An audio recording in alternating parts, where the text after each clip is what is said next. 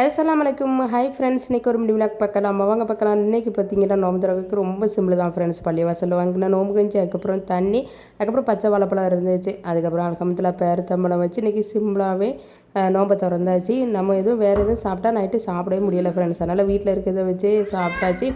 அதுக்கப்புறம் பார்த்திங்கன்னா அப்படியே கிச்சனுக்கு வந்து பார்த்தோம்னா சஹருக்கு என்ன சாப்பாடுனா சுட சுட சோறு வடித்தாச்சு. அதுக்கப்புறம் ரசம், அதுக்கப்புறம் வீட்டில் சேனக்கிழங்கு இருந்துச்சு. அதனால் சேனக்கிழங்கு வந்து கறி மசாலா பொடி போட்டு நல்லா வந்து ரோஸ்ட் அனக்கா ரெடி பண்ணியாச்சு. சிக்கன் ரோஸ்ட்டு மாதிரி. இது வந்து சேனக்கிழங்கு ரோஸ்ட்டு சாப்பிட்றதுக்கு ரொம்பவே நல்லாயிருக்கும்.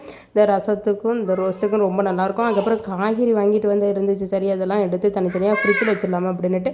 அதுக்கப்புறம் பச்சை பட்டாணி வந்து அதை வந்து உரித்து எடுக்க வேண்டி இருந்துச்சு. அதனால் அதை எல்லாத்தையும் பார்த்துட்டு மணி பார்த்திங்கன்னா திராவியாக தொழுதுட்டு வரவே லேட் ஆகிட்டு.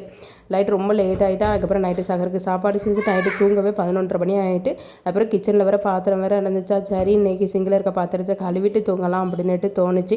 அப்புறம் எல்லா வேலையும் முடிச்சுட்டு அப்புறம் அடுப்பு தான் முதல்ல துடைச்சேன். அடுப்பை துடைச்சிட்டோம்னா கொஞ்சம் ஃப்ரீயாக இருக்கும் ஃப்ரெண்ட்ஸ். அதுக்கப்புறம் நம்ம பாத்திரத்தை அவ்வளோத்தையும் சிங்கில் எடுத்து போட்டு ஸ்பீடாக கழுவிட்டோம்னா வேலை முடிஞ்சிடும். இதுக்குள்ளே வந்து என்னுடைய மகளுக்குமே சாப்பாடு கொடுத்து அவங்கள தூங்க வச்சுட்டு அதுக்கப்புறம் தான் கிச்சனுக்குள்ளே வந்து ஒன் பை ஒன் வேலையாக பார்க்கவும் ஸ்டார்ட் பண்ணியாச்சு. ஏன்னா வந்து நைட்டு சஹருக்கு வந்து சாப்பிட்றதுக்கு தட்டு வேணும்ல அப்படின்ட்டு நைட்டு டின்னரை முடிச்சுட்டு அந்த தட்டு எல்லாமே சிங்கில் குமிச்சு கிடந்துருந்துச்சு பாத்திரம். அதனால் போட்டு அதை கழுவிட்டு எங்கே நோம்பு டைம் வந்து நைட்டு படுக்கவே 11-11:30 ஆயிடுது. அதுக்கப்புறம் பார்த்திங்கன்னா 4 மணிக்கு எந்திரிச்சு தஹஜ்ஜுத் தொழுதுட்டு அதுக்கப்புறம் நைட்டு வந்து சஹருக்கு சாப்பிட்டுட்டு அதுக்கப்புறம் பார்த்திங்கன்னா ஃபஜ்ர் தொழுகைலாம் தொழுதுட்டு அதுக்கப்புறம் தூங்கணும்.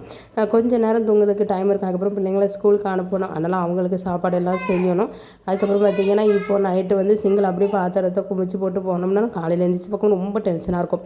அதனால் சிங்கில் இருக்க பாத்திரத்தை கழுவிடலாமா அப்படின்ட்டு தூக்கம் தான் வந்துக்கிட்டு இருந்துச்சு.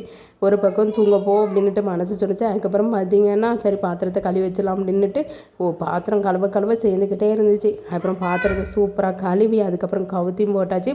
இப்போ பார்க்கும்போது கிச்சனே ஒரு நல்லா இருக்குது. இனிமேல் தூங்க போனால் நல்லா டென்ஷன் ஃப்ரீயாக தூங்கலாம் ஃப்ரெண்ட்ஸ். இல்லாட்ட ரொம்ப இதாக இருக்கும். அதனால் வந்து அடுப்பெல்லாம் துடைச்சிட்டு எல்லாமே சாப்பாடெல்லாம் எடுத்து வச்சாச்சு.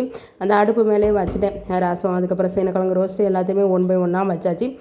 காலையில் எழுந்திரிச்சிங்கன்னா அப்புறம் தொழுதுட்டு அப்புறம் காலையில் சாப்பாடு செஞ்சு சாப்பிட்றலாம் அப்படின்ட்டு ஒரு பக்கம் இந்த வேலை தான் போய்கிட்டு இருக்குது. அல்ஹம்துலில்லாஹ் நல்லபடியாக நோம்புமே கடந்து வந்துட்டோம்.